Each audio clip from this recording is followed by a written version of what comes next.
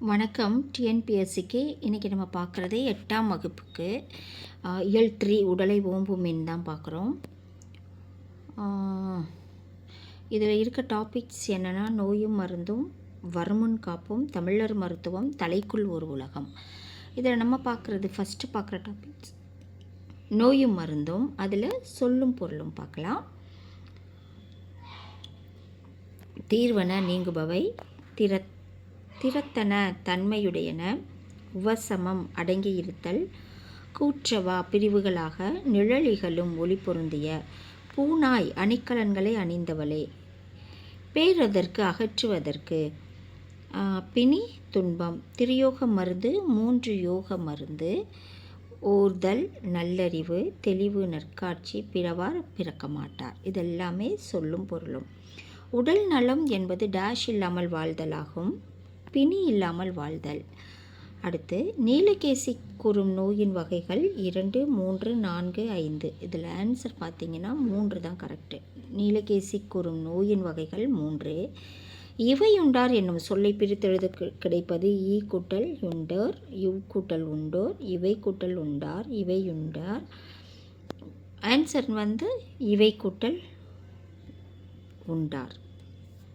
தாம் கூட்டல் இனி என்பதனை சேர்த்து எழுத கிடைக்கும் சொல் தாமினி. Answer 3rd one. அடுத்து நோயின் 3 வகைகள் யாவை?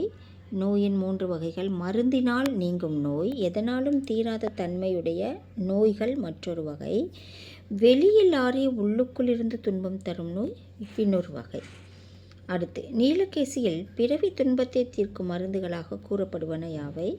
நல்லறிவு, நற்காட்சி, நல்லொழுக்கம். இவை 3ம் தான் பிறவி துன்பத்தை தீர்க்கும் மருந்துகளாக கூறப்படுகின்றன. நீலகேசி டேஷ் நூற்றாண்டை சேர்ந்தது? 6ஆம் நூற்றாண்டை சேர்ந்தது. ஆன்சர் நீலகேசி டேஷ் பாடல்களை கொண்டது அப்படின்னா 694, 794, 894, 594. ஆன்சர் 894 பாடல்களை கொண்டது. நீலகேசிக்கு வழங்கப்படும் வேறு பெயர்கள்: நீலகேசி திருட்டு, நீலம், நீலமணி, நீலமயில். இதுக்கு ஆன்சர் நீலகேசி திருட்டு, நீலம். இது 2 தான் ஆன்சர். நீலகேசி என்றால் டேஷ் உடையவள் என்று பொருள். நீல கூந்தல், கருமையான விழி, கருத்த கூந்தல், நீல விழி. ஆன்சர் கருத்த கூந்தலை உடையவள்னு பேர். நீலகேசி டேஷ் நூலுக்கு எதிராக எழுதப்பட்ட நூல் அப்படின்னா நீலகேசி, வளையாபதி, குண்டலகேசி, அசுந்தர காவியம், மனோன்மணியம்.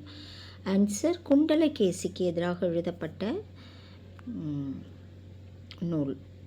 சமண சமய கருத்துக்களை வாதங்களின் அடிப்படையில் விளக்கும் நூல் எது அப்படின்னா வளையாபதி, அசோதர காவியம், மனோன்மணியம், நீலகேசி. ஆன்சர் நீலகேசி.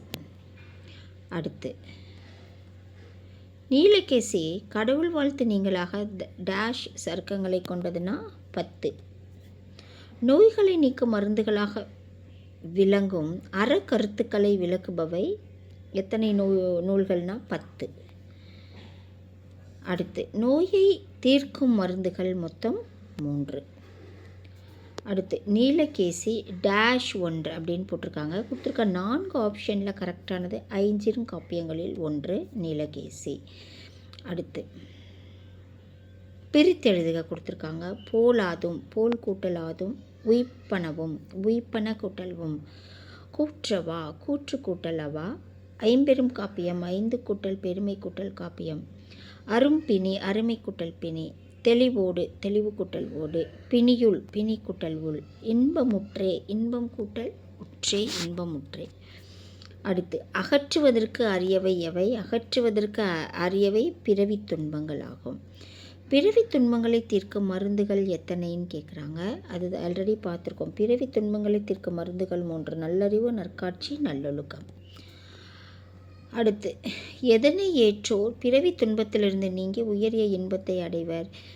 பிறவி துன்பங்களை நீக்கும் மருந்துகளாகிய நல்லறிவு, நற்காட்சி, நல்லொழுக்கம் ஆகியவற்றை, அதாவது ஆகிய 3னையும் ஏற்றோர் பிறவி துன்பத்திலிருந்து நீங்கி உயரிய இன்பத்தை அடைவர். நோய்கள் எவற்றிற்கெல்லாம் துன்பம் தருவன? நோய்கள் மக்களின் உடலுக்கும் உள்ளத்திற்குமே துன்பம் தருவன.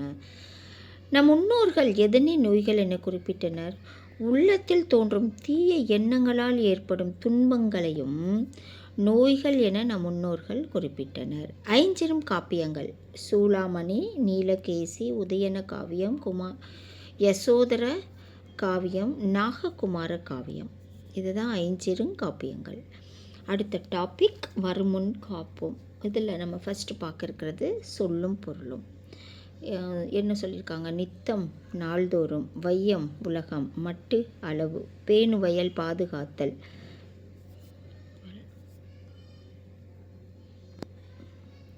அடுத்து சுண்ட நன்கு, திட்டுமுட்டு தடுமாற்றம்,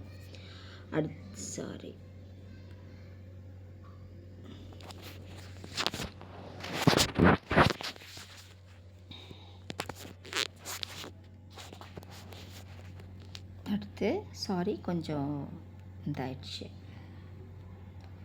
அடுத்த கொஸ்டின்: காந்தியடிகள் டேஷ் போற்ற வாழ்ந்தார், வையம் போற்ற வாழ்ந்தார். நலமெல்லாம் என்னும் சொல்லை பிரித்தெழுத கிடைப்பது நலம் கூட்டல் எல்லாம். அதுதான் கரெக்டான ஆன்சர். நம்ம ஆல்ரெடி ரெட்டில் மார்க் பண்ணியிருக்கோம். இடம் கூட்டல் எங்கும் என்பதனை சேர்த்தெழுத கிடைக்கும் சொல் இடமெங்கும். அடுத்து நோயற்ற வாழ்வே குறைவற்ற செல்வம். அடுத்து கவிமணி என போற்றப்படுபவர் தேசிய விநாயகம் பிள்ளையார், தேசிய விநாயகனார். நம்ம ரெட்டில் மார்க் பண்ணியிருக்கதா கரெக்டான ஆன்சர். அடுத்து உமர் கய்யாம் பாடல்கள் என்னும் மொழிபெயர்ப்பு நூலை படைத்துள்ளவர் யாருன்னு கேட்குறாங்க. கவிமணி. கவிமணி தேசிய விநாயகம். வையம் என்பதற்கு உலகம் என்பது பொருள். மலரும் மாலையும் என்ற நூலை எழுதியவர் கவிமணி. கதர் பிறந்த கதையின் ஆசிரியர் கவிமணி. ஆசிய ஜோதி நூலின் ஆசிரியர் கவிமணி. ஸோ இதெல்லாம் கண்டிப்பாக டிஎன்பிஎஸ்சிக்கு கேட்பாங்க, நல்லா பார்த்துக்கோங்க. கவிமணி டேஷ் ஆண்டுகளாக ஆசிரியராக பணியாற்றினார்? 36 ஆண்டுகள். அறிவுடைமை என்பது என்ன? நோய் வந்தபின் தீர்க்க முயல்வதை விட வருமுன் காப்பதே அறிவுடைமையாகும். அடுத்து வருமுன் காப்போம் என்ற பாடல் என் நூலிலிருந்து தரப்பட்டுள்ளது?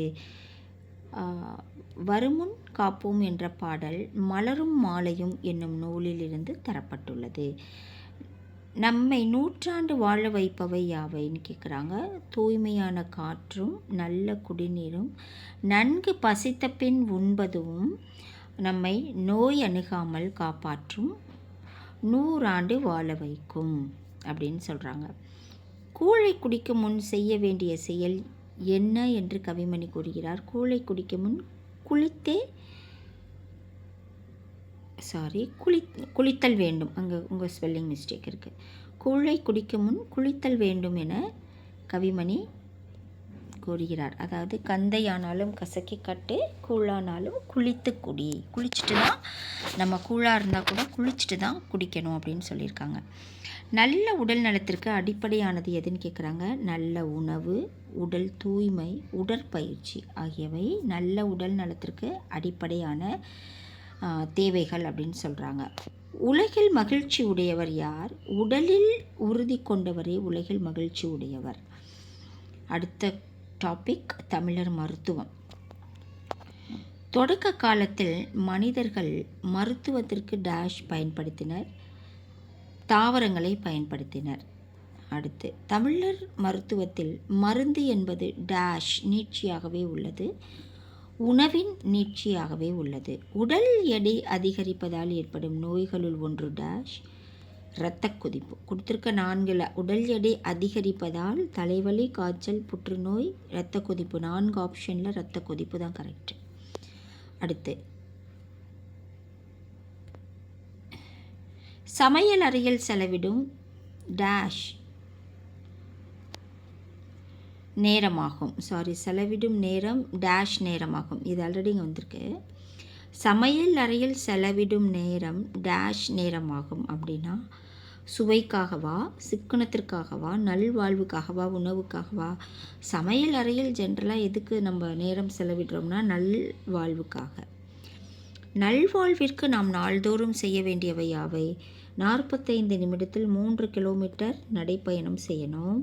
15 நிமிடம் யோகா, தியானம், மூச்சு பயிற்சி பண்ணணும். 7 மணி நேரம் கண்டிப்பாக தூங்கணும். 3 லிட்டர் தண்ணீர் அருந்தணும். தமிழர் மருத்துவத்தில் மருந்துகளாக பயன்படுவன யாவை? மூலிகை, தாவர இலை, உலோகங்கள், பாஷாணங்கள், தாது பொருட்கள், அப்புறம் இது எல்லாமே அவ்வளோதான் ஆகியன தமிழர் மருத்துவத்தில் மருந்துகளாக பயன்படுகின்றன. மருந்து என்பது டேஷின் நீட்சியாக உள்ளது, உணவின் நீட்சியாகவே உள்ளது. அடுத்து தினமும் டேஷ் லிட்டர் தண்ணீர் அருந்த வேண்டும். 3 லிட்டர் தண்ணீர் அருந்த வேண்டும். டேஷ் மருத்துவம் சித்த மருத்துவம் என்று அழைக்கப்படுகிறது. ஆங்கிலேயர் மருத்துவமா, கிரேக்கர், யவனர்கள், தமிழர் மருத்துவம் தான் சித்த மருத்துவம் என்று அழைக்கப்படுகிறது. நோய் நாடி நோய் முதல் நாடி என்று கூறியவர் பாரதிதாசன், வள்ளுவர், வாணிதாசன். ஆன்சர் வள்ளுவர். பிரித்தெழுதுக. மருந்தென மருந்து கூட்டல் என மருந்தென, உடற்கூறுகள் உடல் கூட்டல் கூறுகள் உடற்கூறுகள், தங்களுக்கென தங்களுக்கு கூட்டல் என தங்களுக்கென, வந்துள்ளோம் வந்து கூட்டல் உள்ளோம் வந்துள்ளோம். அடுத்து பழந்தமிழர் பழமை கூட்டல் தமிழர் பழந்தமிழர், கண்டறிந்து கண்டு கூட்டல் அறிந்து கண்டறிந்து, ஒளிந்திருக்கும் ஒளிந்து கூட்டல் இருக்கும் ஒளிந்திருக்கும், மாறிப்போனது மாறி கூட்டல் போனது மாறிப்போனது, துரிதமாக துரிதம் கூட்டலாக துரிதமாக. தமிழ் மக்கள் எவற்றிற்கெல்லாம் சிறந்து விளங்கினர்? தமிழ் மக்கள் உடற்கூறுகள் பற்றிய அறிவிலும் மருத்துவம் பற்றிய புரிதலிலும் சிறந்து விளங்கினர். மனிதன் தொடக்க காலத்தில் மருந்தாக பயன்படுத்தியவை எவைன்னு கேட்குறாங்க. வேர், பட்டை, இலை, பூ, கனி, இது எல்லாமே மருந்தாக தொடக்க காலத்தில் பயன்படுத்தப்பட்டன. அடுத்து மனிதனை நலமாக வாழ வைப்பவை சரியான உணவு, சரியான உடற்பயிற்சி, சரியான தூக்கம். அடுத்த டாபிக் தலைக்குள் ஒரு உலகம். ரங்கராஜன் என்னும் இயற்பெயரை உடையவர் சுஜாதா. அடுத்து மின்னணு வாக்குப்பதிவு எந்திரம் உருவாக்கும் பணியில் முக்கிய பங்கு ஆற்றியவர் சுஜாதா. சுஜாதாவின் படைப்புகளில் பொருந்தாதது எதுன்னு கேட்குறாங்க. என் இனிய எந்திரா, மீண்டும் ஜீனோ, ஸ்ரீரங்கத்து தேவதைகள், தூண்டில் மீன்கள். இதில் பொருந்தாதது தூண்டில் மீன்கள் தான். அடுத்து இது எல்லாமே சுஜாதாவின் நூல்கள். தலைக்குள் ஒரு உலகம் டேஷ் எனும் நூலிலிருந்து செய்திகளை தொகுத்து தரப்பட்டுள்ளன அப்படின்னா, தலைமைச் செயலகம், என் இனிய எந்திரா, மீண்டும் ஜீனோ, ஸ்ரீரங்கத்து தேவதைகள். ஆன்சர் தலைமைச் செயலகம் என்னும் நூலிலிருந்து தான் நமக்கு டாபிக் கொடுத்துருக்காங்க. இந்த பிரபஞ்சத்திலேயே மிகவும் அடர்த்தியான சிக்கலான ஒரு பொருள் எது? மிகவும் அடர்த்தியான சிக்கலான ஒரு பொருள், அதாவது இந்த பிரபஞ்சத்திலேயே மிகவும் அடர்த்தியான சிக்கலான ஒரு பொருள் மனித மூளை ஆகும். எத்தனை நிமிடங்களுக்கு ஒரு முறை நாம் எல்லோரும் மனநிலை பெறுகிறோம்? சுமார் 90 நிமிடங்களுக்கு ஒரு முறை நாம் எல்லோரும் மனநிலைமை மாறுகிறோம். கொஸ்டினே நான் தப்பாக ரீட் பண்ணிட்டேன். எத்தனை நிமிடங்களுக்கு ஒரு முறை நாம் எல்லோரும் மனநிலை மாறுகிறோம்னு கேட்டிருக்காங்க. ஆன்சர் சுமார் 90 நிமிடங்களுக்கு ஒரு முறை நாம் எல்லோரும் மனநிலை மாறுகிறோம். அடுத்து சுஜாதாவின் இயற்பெயர் என்ன? சுஜாதாவின் இயற்பெயர் ரங்கராஜன். மின்னணு வாக்கு எந்திரம் உருவாக்கும் பணியில் முக்கிய பங்கு ஆற்றியவர் சுஜாதா. சுஜாதா தான் மின்னணு வாக்கு எந்திரம் உருவாகும் பணியில் முக்கிய பங்காற்றியிருக்கார். சுஜாதாவின் படைப்புகளை எழுதுகன்னு கேட்டிருக்காங்க. என் இனிய எந்திரா, மீண்டும் ஜீனோ, ஸ்ரீரங்கத்து தேவதைகள், இது எல்லாமே சுஜாதாவோட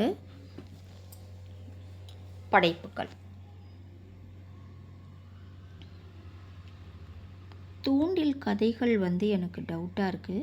எனக்கு உங்களுக்கு தெரிஞ்சிச்சுன்னா நீங்கள் கமெண்ட்டில் சொல்லுங்கள். அது சுஜாதாவோட படைப்பா அப்படின்றத எனக்கு ப்ளீஸ் கமெண்ட் பண்ணுங்கள்.